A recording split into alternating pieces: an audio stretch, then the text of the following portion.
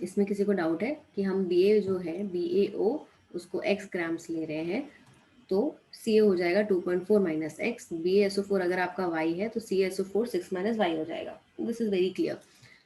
अब आपको यही पूछा है कि find the percentage of BaO present in the mixture, कितना परसेंटेज है BaO का।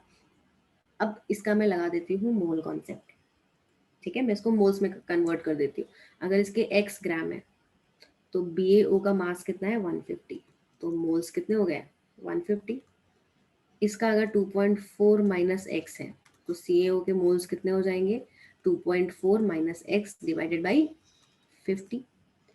इसके y मोल्स बने हैं, ओके, तो डिवाइड कर देंगे 250 से तो मोल्स आ जाएगा। इसके 6 माइनस वाई ग्राम्स बना है, तो डिवाइड कर देंगे अगर हम इसको 150 से तो इसके मोल्स आ जाएंगे। ओके, अब मैं POAC अप्लाई करती हूँ। मुझे फाइंड आउट करना है किसका परसेंटेज BaO का।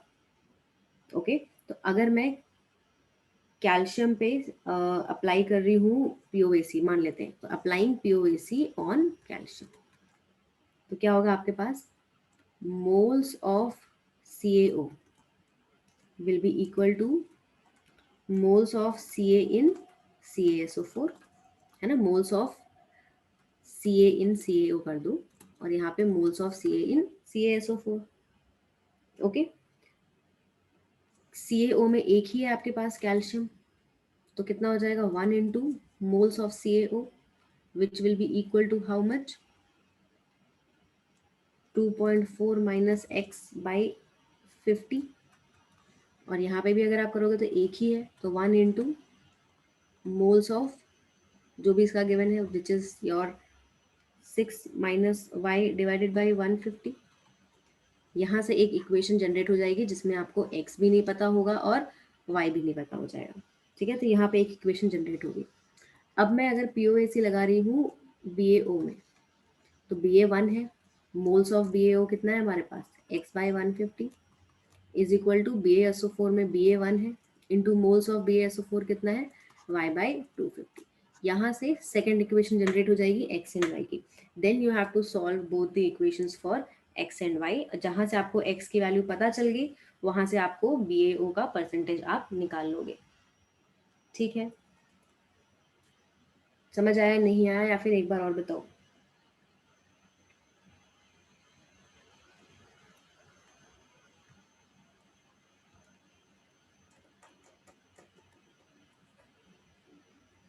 रेशमा आपको समझ में नहीं आया तो जस्ट टेल मी, और बाकी Chinmayi Neha late me no समझ में आया।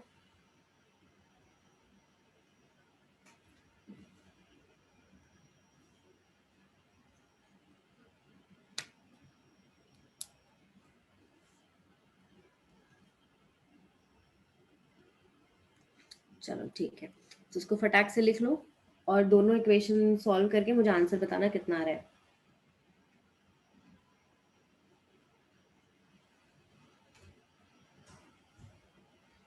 ओके, नेक्स्ट क्लास के लिए आपके पास होमवर्क है लेवल 1 होमवर्क का question number 1 to question number 11। Tomorrow we have class, क्या let me no.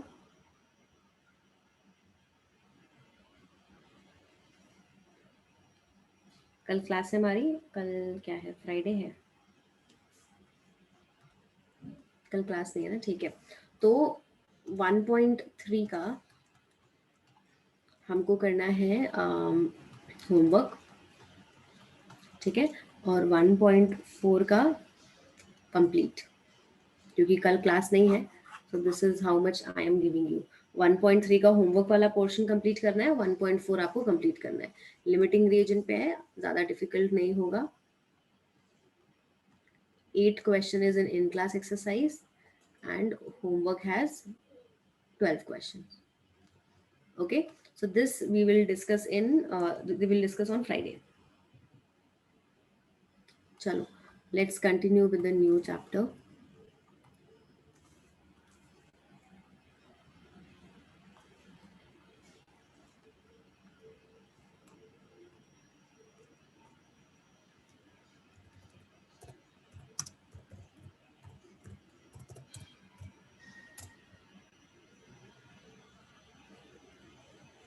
Okay, so next is your basically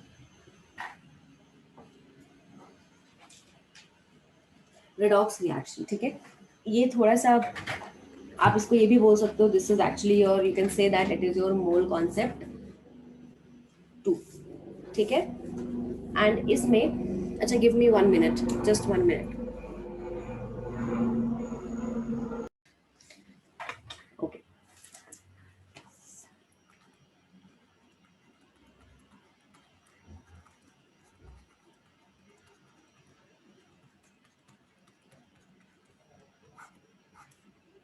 okay, so before coming to this actual topic which is your redox reaction, कुछ चीज़ें जो हैं हमको पता होनी चाहिए, and that is your oxidation number. First thing which you should know is oxidation number.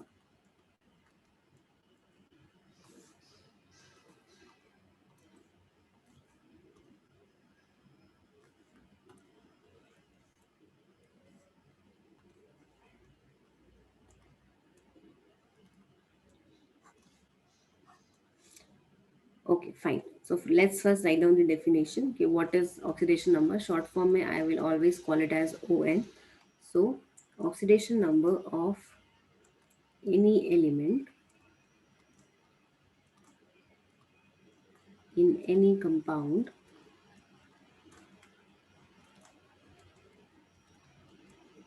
is defined as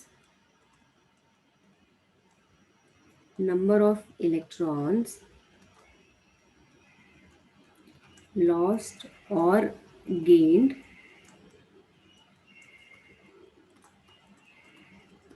by the element during its conversion from free state into any particular compound. Next thing is, it is positive when electrons are lost and negative when electrons are gained.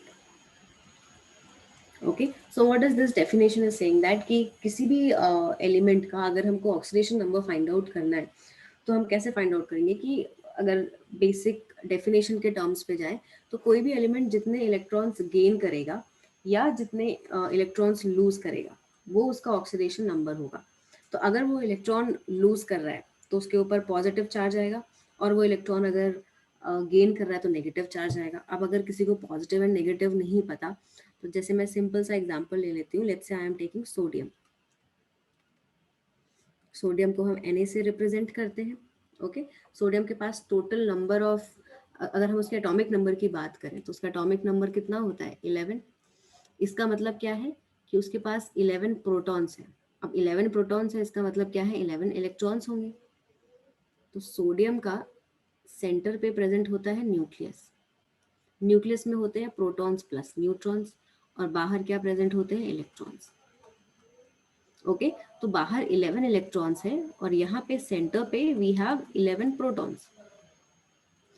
तो electrical neutrality maintain रहती है. But अगर sodium जो है वो एक electron lose कर दे, मतलब रिमूव कर दे, तो अगर हमने यहाँ से एक इलेक्ट्रॉन हटा दिया, तो after this what has happened, I have still 11 protons, क्योंकि प्रोटॉन्स तो न्यूक्लियस में है, और इलेक्ट्रॉन्स मेरे पास अब कितने हो गए? 10 इलेक्ट्रॉन्स. तो अगर मैं इसमें टोटल चार्ज की बात करूं, तो 10 इलेक्ट्रॉन्स के साथ 10 प्रोटॉन्स तो इलेक्ट्रिकली न्यूट्रल हो गए. I am left with only 1 proton. ठीक है, अभी मैं रिएक्शन की बात नहीं कर रही हूँ कि एक इलेक्ट्रॉन प्रोटॉन के साथ मिल गया, ऐसा कुछ नहीं हो रहा. हम बस बात करेंगे उस एलिमेंट की इलेक्ट्रिकल न्यूट्रलिटी की. तो उसके पास एक एक्स्ट्रा प्रोटॉन हो गया, इसी की वजह से सोडियम पे चार्ज क्या हो जाता है? प्लस. तो सोडियम पे एक प्लस चार्ज का मतलब क्या हुआ? कि उसने एक इलेक्ट्रॉन लूज किया. ऐसे ही सिमिलरली अगर मैं एग्जांपल ले लूँ मैग्नीशियम का, Mg, उसका एटॉमिक नंबर होता है 12. इसका मतलब है उसके पास 12 प्रोटॉन्स है और 12 इलेक्ट्रॉन्स है। अगर मैग्नीशियम जो है वो 2 इलेक्ट्रॉन्स लूज कर दे, ठीक है, तो आफ्टर लूजिंग क्या बचेगा आपके पास? 12 प्रोटॉन्स और 10 इलेक्ट्रॉन्स।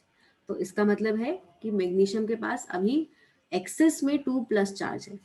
इसी वजह से मैग्नीशियम पे हम क्या लिख देते हैं? Mg+2। तो कोई भी स्पीशीज अगर इलेक्ट्रॉन्स लूज करती है then it will always get a positive charge, और कोई भी स्पीशीज अगर इलेक्ट्रॉन गेन कर रही है then it is going to get a negative charge. Now if I take, let's say, fluorine. For fluorine, atomic number is 9, okay, which means it has 9 protons and 9 electrons. Let's say it gains one electron gain कर लिया, तो you will have 9 protons and 10 electrons. इसका मतलब क्या है? You have one extra electron, जिसकी वजह से फ्लोरीन जो है एक इलेक्ट्रॉन गेन करके it will have a negative charge. Is that clear to everyone or not? So all those species which can lose electron, okay, वो क्या करते हैं? Positive species form करेंगे, and all those elements which can gain electron, they are going to form negative species.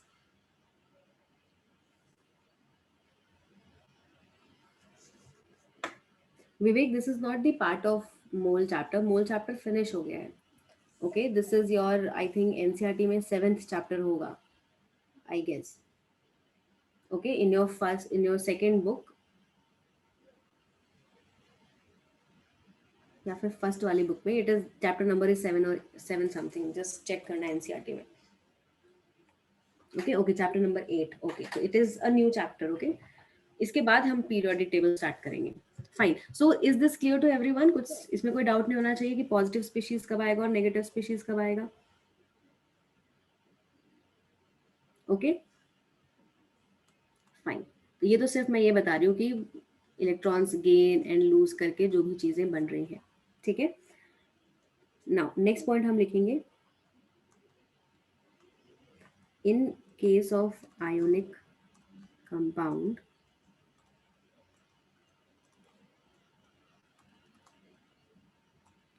it shows real charge, okay, but in case of covalent compounds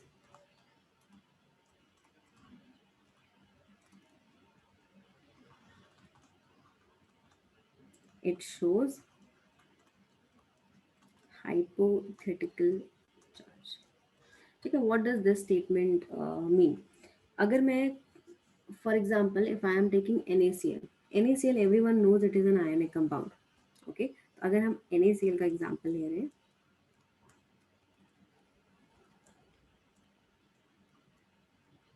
it is an ionic compound. Now ये जब भी break होगा तो Na+ और Cl- form करेगा, ये भी सबको पता है। Na पे 1+ चार्ज है, मतलब इसका ऑक्सीडेशन नंबर कितना है? 1। क्लोरीन पे एक नेगेटिव चार्ज है, इसका मतलब है कि इसका ऑक्सीडेशन नंबर -1 हो जाएगा। बट अगर मान लो मैं कुछ ऐसा कंपाउंड ले लेती हूँ KMnO4, ओके, ये टोटली कंपाउंड है जिसमें this is not ionic in nature, इसका नेचर जो है वो आयनिक नहीं है, but it is covalent in nature.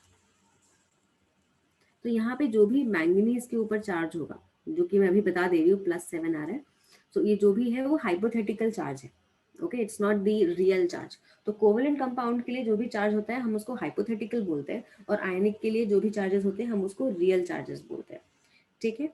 अब किसी भी सब्सटेंस का ऑक्सीडेशन नंबर फाइंड आउट करने का डिफरेंट डिफरेंट रूल्स होते हैं, और वही रूल्स हमको फॉलो करना है।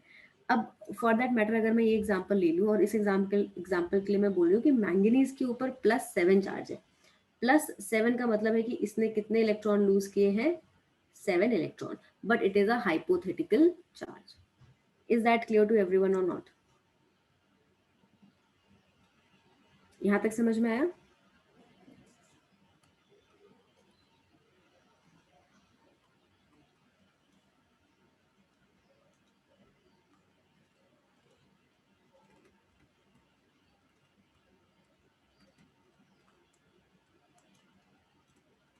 नेक्स्ट है rules for determination of oxidation number, कि हम किसी भी कंपाउंड में किसी पर्टिकुलर एटम का अगर मुझे ऑक्सीडेशन नंबर निकालना है तो वो हम कैसे फाइंड आउट करेंगे। तो उसके दो टाइप के रूल्स होते हैं। फर्स्ट होता है इन फ्री स्टेट, या फिर आप बोल लो pure state.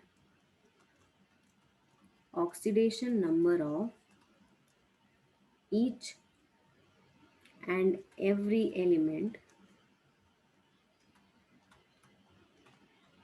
Is zero.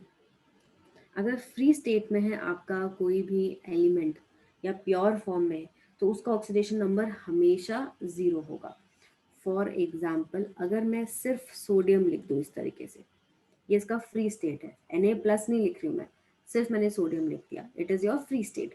So in that case इसका ऑक्सीडेशन नंबर जीरो होगा, और इस तरीके से हम उस नंबर के ऊपर जीरो लिख देते हैं, एटम के ऊपर जीरो लिख देते हैं। ऐसे अगर मैं मैग्नीशियम ले लूँ तो वो भी फ्री स्टेट में है।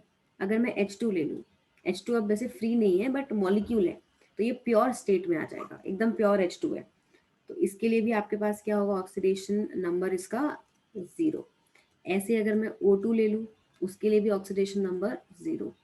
N2 ले लिया, ये भी प्योर स्टेट में है, उसका oxidation number zero.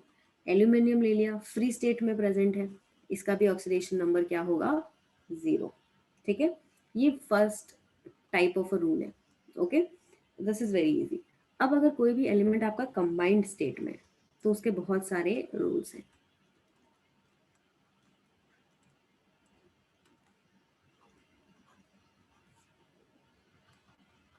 So if it is in combined state, तब क्या क्या होगा। उसका पहला रूल है कि oxidation number of fluorine will be equal to -1 always. हमेशा हमेशा फ्लोरीन कहीं भी हो, it will always have a -1 oxidation number. There is no exception here. कोई भी एक्सेप्शन नहीं है। अब उसका रीजन क्या है, why fluorine has a -1 charge. उसका रीजन ये है because it is the most electronegative element of the periodic table। ठीक है, इलेक्ट्रोनेगेटिव एलिमेंट अब क्या होता है, व्हाट डज इट मीन। ठीक है, हो सकता है बहुत सारे बच्चों को नहीं पता हो कि इलेक्ट्रोनेगेटिविटी या व्हाट इज इलेक्ट्रोनेगेटिविटी। इसको हम प्रॉपरली पढ़ेंगे पीरियोडिक टेबल में। ओके, एंड एग्जैक्टली क्या होता है वहाँ पे। मान लो मैंने बॉन्ड बनाया हुआ है हाइड्रोजन और फ्लोरीन के बीच में। ओके, तो हाइड्रोजन एंड फ्लोरीन के बीच में जो भी बॉन्ड है उसमें आपके पास इलेक्ट्रॉन प्रेजेंट है। तो हमेशा ऐसा नहीं होता कि जो इलेक्ट्रॉन्स प्रेजेंट है उनके इन बिटवीन में वो इक्वली डिस्ट्रीब्यूटेड हो, दैट इज नॉट देयर। ठीक है, वो ऐसा नहीं है कि एक हाइड्रोजन के पास रहेगा फ्लोरीन के पास रहेगा, ऐसा नहीं होगा। किसी भी एक एलिमेंट की ऐसी टेंडेंसी रहेगी कि वो अपनी तरफ शेयर्ड पेयर इलेक्ट्रॉन्स को पुल करे। ओके, एंड यही होता है definition of electronegativity. It is the tendency of any element to attract the shared pair of electrons towards itself। तो फ्लोरीन की सारे के सारे पीरियोडिक टेबल में, 10th में पीरियोडिक टेबल तो पढ़ा ही होगा ना, पता ही है पीरियोडिक टेबल क्या होता है। तो fluorine in this whole periodic table, it has the maximum electronegativity, मतलब it has the maximum tendency to attract the shared pair of electrons towards itself। Okay, तो इसका मतलब है फ्लोरीन के इलेक्ट्रॉन गेन करने की टेंडेंसी बहुत ज्यादा होती है। तो इसीलिए फ्लोरीन जो है एक इलेक्ट्रॉन गेन करके it forms F-। Okay, so it will always gain electrons, it will always gain electrons no matter what। For example, अगर मैं ले लूँ CaF2 और आपसे क्वेश्चन पूछे कि CaF2 में फ्लोरीन का ऑक्सीडेशन नंबर क्या है, so what will be your answer, tell me।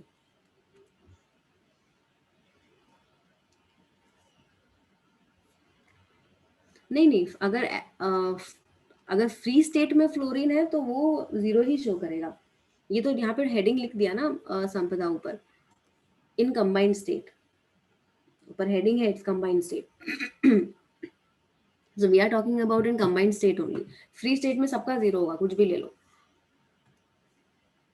Okay yes, यहाँ पे फ्लोरीन का ऑक्सीडेशन नंबर कितना होगा? -1। तो अगर आपसे कोई पूछे CaF2 में फ्लोरीन का ऑक्सीडेशन नंबर कितना है, आंसर विल बी -1। सपोज मैं लिख दूं, कितना भी भयानक सा कंपाउंड क्यों ना दिख रहा हो, फॉर एग्जाम्पल मैंने लिख लिया Ca5PO4 होल थ्राइस F। इस केस में भी फ्लोरीन का ऑक्सीडेशन नंबर कितना होगा? Again -1, no matter what. Okay, so again oxidation number of fluorine is equal to -1। अब अगर मैं मान लो एक और कंपाउंड ले लेती हूँ, let's say I have Li3Na3Al F6 whole twice, ऐसा कुछ कंपाउंड गिवन है। इस केस में भी ऑक्सीडेशन नंबर ऑफ फ्लोरीन क्या होगा? -1, नो मैटर व्हाट। ओके, मान लो मैं एक और एग्जांपल ले लेती हूँ, Na3Al F6, ठीक है, दिस इज योर क्रायोलाइट। इस कंपाउंड का आगे आएगा, मेटलर्जी पढ़ेंगे जब 12th में, then you will come across this particular compound. इसको हम क्रायोलाइट बोलते हैं। इस केस में भी ऑक्सीडेशन नंबर ऑफ फ्लोरीन क्या होगा? -1। तो अगर आपके पास फ्लोरीन किसी कंबाइंड स्टेट में प्रेजेंट है इन any compound, it will always have a -1 oxidation number. लिखो जल्दी से।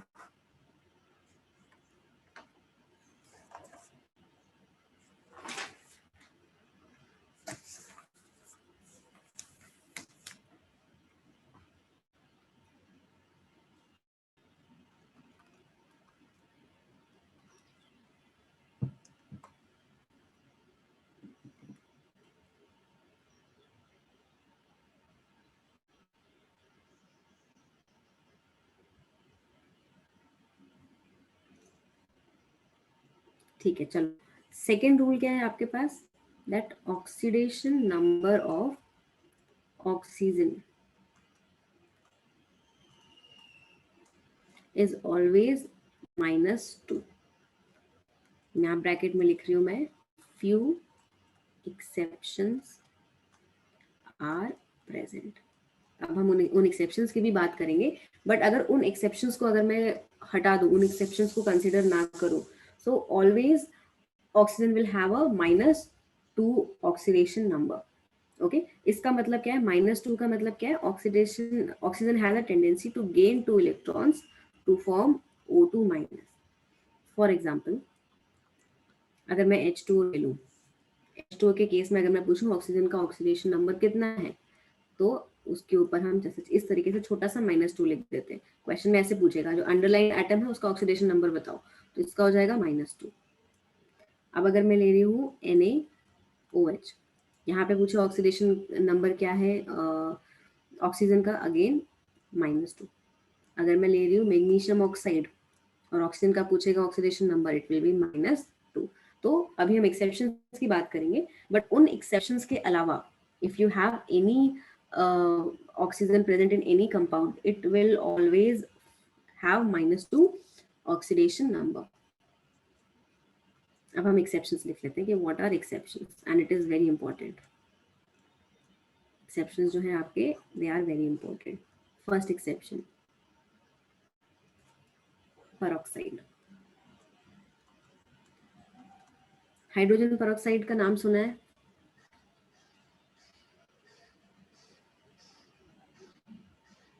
Yes, ma'am. है ना? तो that is what, it is a peroxide only, है ना? It is a type of peroxide only. So उस पर्टिकुलर कंपाउंड में ऑक्सीजन का जो फॉर्म होता है वो O2-2 के फॉर्म में होता है। Okay, oxygen is not, yes संपदा, H2O2 ओनली। तो H2O2 में ऑक्सीजन आपके पास ऐसा नहीं होगा, O2- नहीं है, वो है O2-2। अच्छा, अब ये माइनस आगे लगा हो या फिर बैक साइड पे हो, कोई फर्क नहीं पड़ता है, इट्स द सेम थिंग। तो उसे कंफ्यूज नहीं होना है कि मैम अगर पीछे लग जाएगा तो अलग हो जाएगा क्या, नहीं, it is the same thing. मैंने ऐसे -2 करके लिख दिया, 2 माइनस भी लिख सकते हो, कोई गलत नहीं है उसमें, ठीक है। इस केस में, पेरोक्साइड के केस में, ऑक्सीडेशन नंबर ऑफ ऑक्सीजन जो है it will be equal to -1. Okay, it will be here, it will be equal to -1. Example, हर के अभी इसके ऊपर चार्ज देख के कंफ्यूज नहीं होना है कि जो चार्ज होगा वही होगा, नहीं। ये जो चार्ज है, 2 ऑक्सीजन के ऊपर -2 चार्ज है, तो एक ऑक्सीजन एटम के ऊपर कितना चार्ज हो जाएगा, -2/2 मतलब -1, ठीक है। इसीलिए एक oxidation number of oxygen in this case is going to be -1। Now example की बात कर लेते हैं, जैसे हमारे पास हो गया H2O2, या फिर हम ले ले Na2O2, या फिर SrO2, या फिर BaO2। इससे ज़्यादा आपको कुछ खास एग्जाम्पल याद नहीं करने हैं, ओके। ये अगर एग्जाम्पल्स हैं आपके पास, तो वहाँ पे अगर आपसे पूछे कि इस ऑक्सीजन का ऑक्सीडेशन नंबर क्या है, so now your answer will no longer be -2, it will be -1। यहाँ पे भी -1, here also -1, here also -1. So this is about your peroxide. चलो नेक्स्ट बात करते हैं सुपर ऑक्साइड्स की। सेकेंड एक्सेप्शन है सुपर ऑक्साइड्स। सुपर ऑक्साइड्स के केस में ऑक्सीजन जो है वो इस तरीके से होता है, O2 माइनस, ओके, एक ही माइनस वहां पे होता है। इस केस में ऑक्सीडेशन नंबर जो है it comes out to be -1/2, -1/2 होता है इस केस में अगर सुपर ऑक्साइड्स है। For example, if I am taking KO2, बस इतने ही एग्जाम्पल्स हैं, ज़्यादा नहीं है, इतने ही याद करने हैं।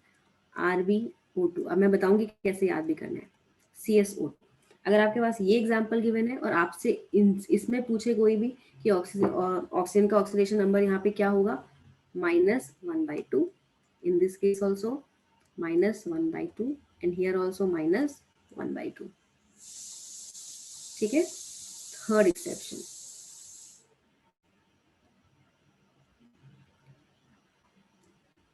in compounds with फ्लोरीन, अगर फ्लोरीन के साथ कोई भी कंपाउंड है, ओके, तो इस केस में ऑक्सीडेशन नंबर जो हो जाता है इट बिकम्स पॉजिटिव। ऑक्सीजन की वैसे कभी पॉजिटिव होती नहीं है, बट अगर वो फ्लोरीन के साथ कंपाउंड फॉर्म कर रहा है, और fluorine is the most electronegative element in the whole periodic table, and oxygen is the second most electronegative, तो अगर ये मोस्ट इलेक्ट्रोनेगेटिव एलिमेंट के साथ कंपाउंड फॉर्म कर रहा है, for example if I take O2F2, तो भाई यहाँ पे फ्लोरीन तो -1 ही रखेगा नो मैटर व्हाट, वो मैं आपको बता चुकी हूँ, जिसकी वजह से ऑक्सीजन पे क्या चार्ज आ जाएगा, +1। अगर मैं कुछ एग्जांपल ले लूँ OF2, ओके, और यहाँ पे ऑक्सीजन से आपसे कुछ पूछे तो कितना हो जाएगा, +2। अब मैंने यहाँ पॉजिटिव लिख दिया, पॉजिटिव में वैल्यू वेरिएबल हो सकती है, कोई फिक्स्ड वैल्यू नहीं है। ये हमने निकाला कैसे, फॉर एग्जाम्पल फ्लोरीन का तो -1 होगा, ओके, तो हम ऐसे लिखते हैं 2 इंटू -1, क्योंकि 2 फ्लोरीन एटम है मेरे पास, तो ये मैंने फ्लोरीन के लिए लिखा है यहाँ पे, प्लस 2 ऑक्सीजन एटम है, मुझे उस पर कितना चार्ज है मुझे नहीं पता, तो मैं X लिख रही हूँ। और ये पूरा जो कंपाउंड है O2F2 मेरा न्यूट्रल कंपाउंड है, इस कंपाउंड के ऊपर ऑल टुगेदर कोई चार्ज प्रेजेंट नहीं है, तो न्यूट्रल कंपाउंड है, तो होल इज इक्वल टू 0। तो यहाँ से जब आप X की वैल्यू फाइंड आउट करोगे तो कितना आएगा, +1।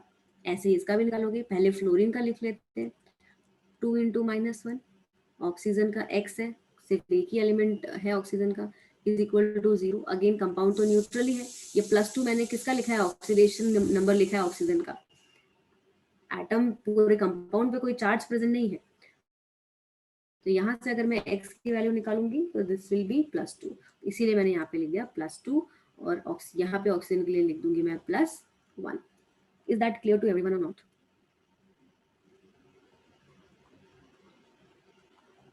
समझ में आया सबको?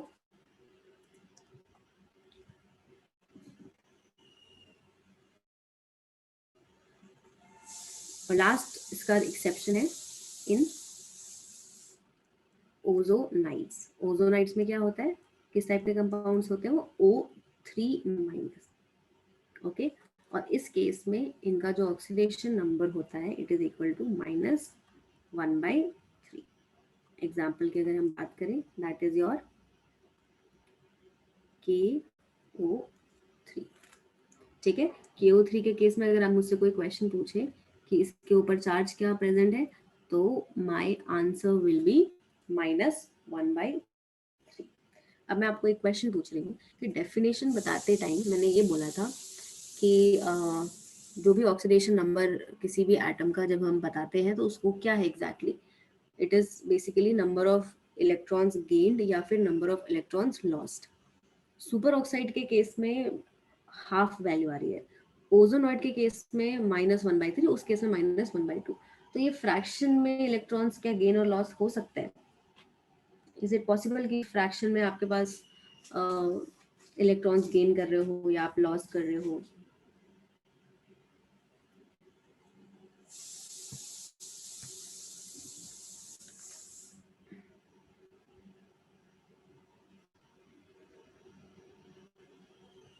तो फिर यहाँ पे माइनस में कैसे, ये फ्रैक्शन में आंसर कैसे आ रहा है? तो आपका होमवर्क है, आपको ये पता करना है कि ये फ्रैक्शन में रेशियो में क्यों आ रहा है। इलेक्ट्रॉन्स कभी रेशियो नहीं हो सकते, स्नेक दो। आप एक इलेक्ट्रॉन के 4 टुकड़े नहीं करके बोल सकते कि 1/3 यहाँ चला गया, 1/4 कहीं और चले गया। That is not possible. एक ऑक्सीजन के ऊपर फ्रैक्शन में अगर चार्ज आ रहा है तो क्यों आ रहा है? हाँ, तो 3 ऑक्सीजन है तो क्या हुआ, उसका क्या मतलब क्या है, बेसिक मतलब क्या है एग्जैक्टली? हाँ, 3 ऑक्सीजन है जिसमें से एक ऑक्सीजन पे -1/3 चार्ज है। ऐसा क्यों हो रहा है?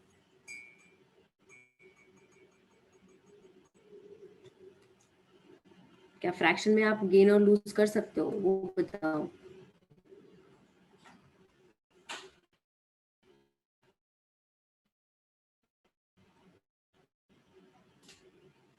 तो होमवर्क में आपको ये सोच के आना है हम